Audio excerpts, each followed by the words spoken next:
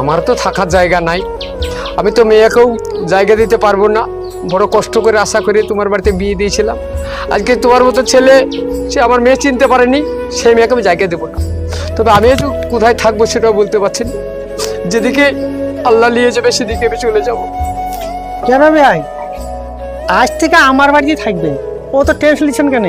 কি বলছেন ভাই? আমার ছেলেকে আপনি ছেলে মতন ধরে মেনে নিয়েছেন, হ্যাঁ। আজ থেকে জানবে যে এই বাড়ি আপনারই। আমরা সবাই মিলে মিলেমিশে থাকবো, দরকার ছেলের আবার বিয়ে দেবো।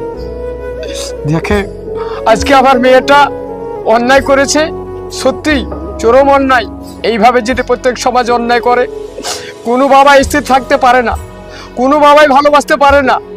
আমি সেই আজকে মেয়েটাকে ভালোবাসতে পারিনি, কিন্তু হৃদয় থেকে তো ভুলতে পারবো না।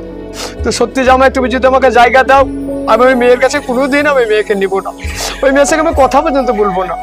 আব্বা এবার তো থেকে যান আপনি। বেশ, যাক, মেয়ে যেমনি মন তেমনি যাক। চলুন ভাই। চলো।